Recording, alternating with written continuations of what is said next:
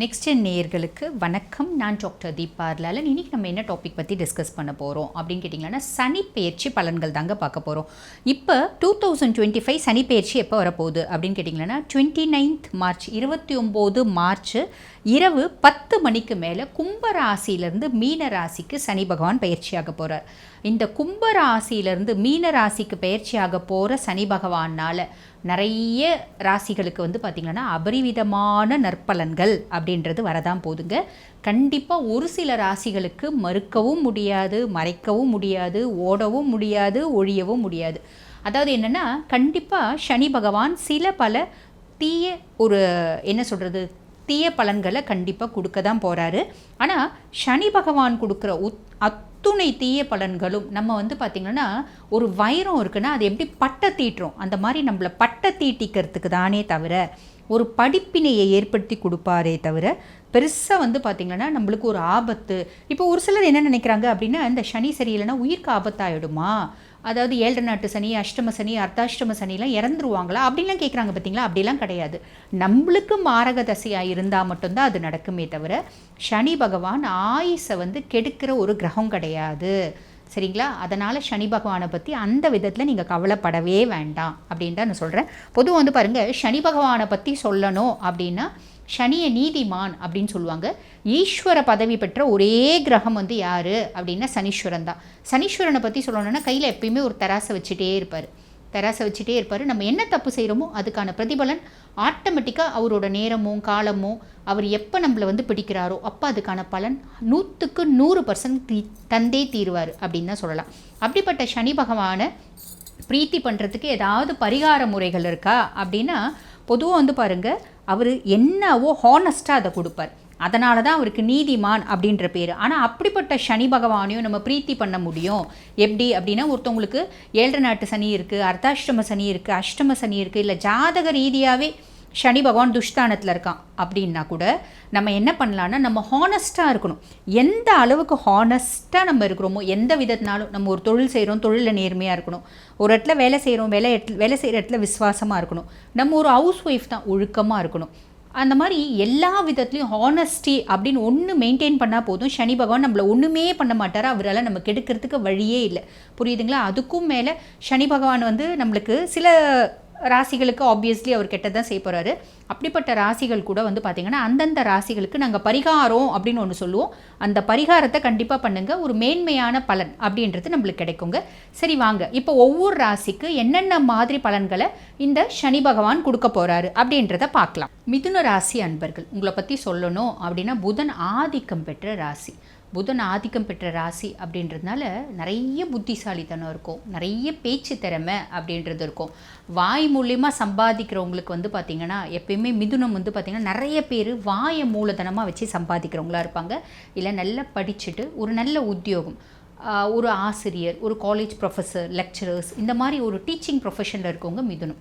பொதுவாக புதன் ஆதிக்கம் அப்படின்றதுனால ஒரு ஒரு க்ரியேட்டிவிட்டி அப்படின்றது ஜாஸ்தி இருக்கும். அப்போ இயல், இசை, நாடகம், இந்த மாதிரி ஃபீல்ட்லையும் நிறைய இருக்கக்கூடிய மிதுன ராசி அன்பர்கள், உங்களுக்கு இந்த சனி பயிற்சி எப்படி இருக்குது பார்க்கலாம் வாங்க. சனி பகவான் உங்களுக்கு பார்த்திங்கன்னா 10ஆம் பாவத்தில் போய் உட்கார்றார். அதாவது உங்களுக்கு 10வது இடம் பார்த்திங்கன்னா மீனத்தில் பயிற்சி ஆகிறார்.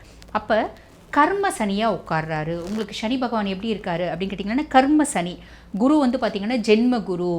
கவலைப்படாதீங்க, ஜென்ம குரு வனத்திலே அப்படின்லாம் யோசிப்பாங்க. ஆனால் குருனோட பார்வை நல்லா இருக்கும், கவலைப்படாதீங்க. ராகு பகவான் பார்த்திங்கன்னா 9ஆம் பாவம் பாக்கியஸ்தானத்தில் ராகு பகவான் உட்கார்றாரு. உங்களுக்கு சனி பகவான் எந்த இடத்துக்கு அதிபதி அப்படின்னு கேட்டிங்களான்னா, லார்ட் ஆஃப் 8 and 9. அதாவது துஷ்ஸ்தானத்துக்கு அவர் தான் அதிபதி, பாக்கியஸ்தானத்துக்கு அவர் தான் அதிபதி. ஓகேங்களா? அப்போ உங்களுக்கு இந்த மிதுனத்துக்கு இந்த கர்ம சனி என்ன கொண்டு கொடுக்கும்? கர்ம சனியினால் நிறைய நல்லது வருமா, கெட்டது வருமா? மிதுனம் கடந்த கொஞ்ச நாட்களாக பாருங்கள், பெருசாக உத்தியோகத்தில் இம்ப்ரூவ்மெண்ட் அப்படின்றது இல்லை. உத்தியோகத்தில் எனக்கு உத்தியோகம் இருக்குங்க, ஆனால் திருப்தியாக இல்லை உத்தியோகம் பண்ணுற இடம். உத்தியோகத்தில் நிறைய மனமுட்டங்கள் அப்படின்றது இருக்க தான் செய்யுது. நான் தொழில் நடத்துகிறேன், தொழிலில் பெரிய சாட்டிஸ்ஃபேக்ஷன் அப்படின்றது இல்லை, இங்கே ஓடுதுங்க, ஏதோ ஆவரேஜாக ஓடுது. அதுவும் ஒரு சில மிதுன ராசி அன்பர்கள் சொல்கிறது என்ன அப்படின்னா, லைஃப் எதை நோக்கி ஓடுதுன்னே தெரில, என்னமோ ஓடிட்டுருக்கோம், முடிவு என்னன்னு தெரில, ஆண்டவன் கையில் தான் இருக்குது. இப்படி பல விதமாக நம்ம சலிச்சுட்டு இருக்கீங்க பார்த்தீங்களா?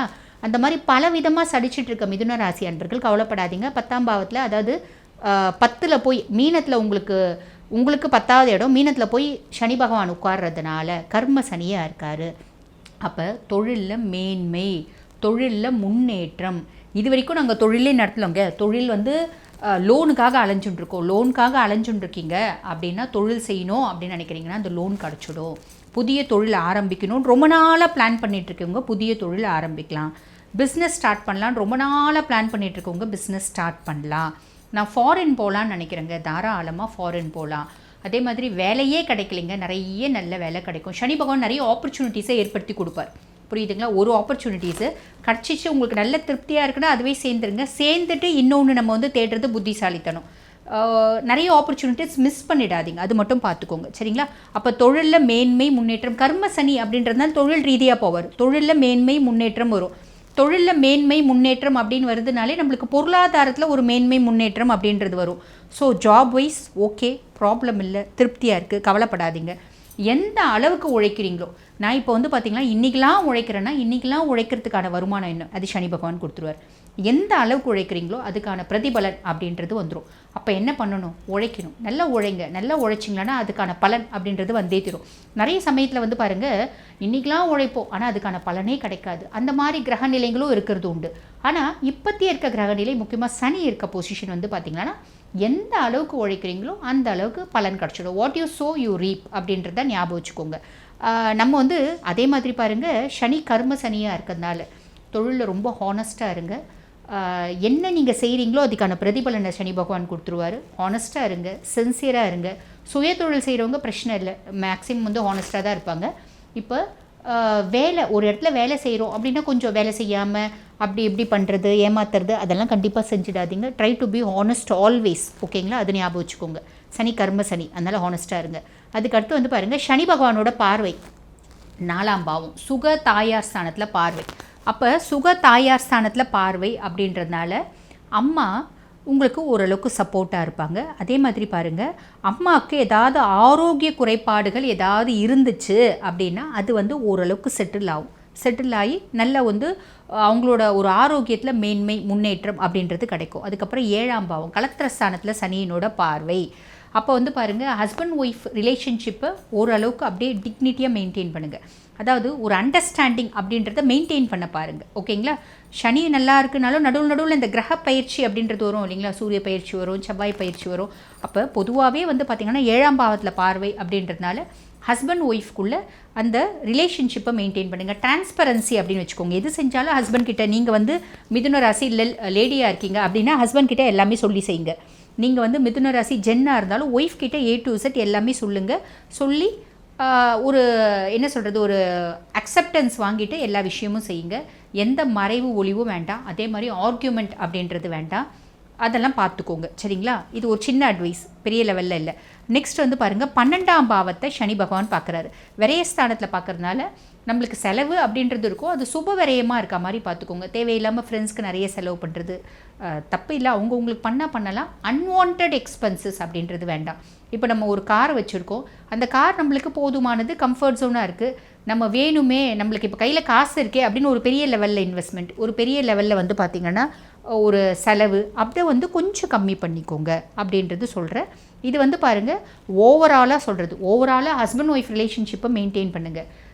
இப்போ நீங்கள் பார்ட்னர்ஷிப்பில் ஒர்க் பண்ணுறீங்க அப்படின்னா பார்ட்னர்ஸ்கிட்ட ஒரு டிரான்ஸ்பரன்சி, பார்ட்னர்ஸ்கிட்ட எதுனாலும் சொல்லிட்டு செய்கிறது, அதெல்லாமே ஃபாலோ பண்ணிக்கோங்க. இல்லைனா அது சின்ன சின்ன மிஸ்கம்யூனிகேஷனுக்கு ஒரு இடம் வகுக்கும், பெரிய லெவலில் இல்லை. சனி சூப்பராக இருக்குது உங்களுக்கு. மிதுனம் ஓவராலாக இந்த சனி பயிற்சி எவ்வளோ பர்சன்டேஜ் நம்மளுக்கு கொடுக்கலாம் அப்படின்னா 80% கொடுக்கலாம். சின்ன சின்ன விஷயத்தை மட்டும் ஃபாலோ பண்ணுங்கள், நான் ஆல்ரெடி சொன்ன மாதிரி. அதே மாதிரி பாருங்கள், என்ன நல்லா இருக்குது அப்படின்னாலும் நான் ஒரு சில பரிகாரங்கள் உங்களுக்கு சொல்ல தான் போகிறேன். அது என்ன அப்படின்னா, நம்ம மிதுன ராசி அன்பர்கள் நீங்கள் என்ன பண்ணுங்கள், சனிக்கிழமை மாதத்தில் ஒரு சனிக்கிழமை பிளான் பண்ணிக்கோங்க. ஒரு சனிக்கிழமை நம்ம வந்து பக்கத்தில் இருக்க ஒரு சிவன் கோயில் இருக்குது அப்படின்னா அந்த சிவன் கோயிலுக்கு போயிட்டு மாதத்தில் ஒரு சனிக்கிழமை செஞ்சால் போதும். இல்லைங்க எங்களுக்கு முடியும், எங்களுக்கு சிவனே பிடிக்கும், வீட்டு பக்கத்துலேயே சிவன் கோயில் இருக்குது அப்படின்னா ரொம்பவே சந்தோஷம். ஒவ்வொரு வாரமும் போங்க. முடியல அப்படின்னா மாதத்தில் ஒரு சனிக்கிழமை தோறும், ஒரு சனிக்கிழமையான சிவன் கோயிலுக்கு போயிட்டு சிவனை வந்து பாருங்கள் 21 முறை சுற்றி வாங்க. ஈசன் முன்னாடி கம்முன்னு 1/4 மணி நேரம் உட்காருங்க. உட்காந்துட்டு வந்துடுங்க. ஈசனை மட்டும் சுற்றக்கூடாது, அம்பிகையும் சேர்த்து தான் சுற்றணும். உட்கார்றது ஈசன் முன்னாடி கம்முன்னு 1/4 மணி நேரம் உட்காருங்க, வந்துடுங்க. இந்த ஒரே ஒரு பரிகாரம் செய்யுங்க, எக்ஸ்ட்ராடினரியாக இருக்கும். வாழ்த்துக்கள்.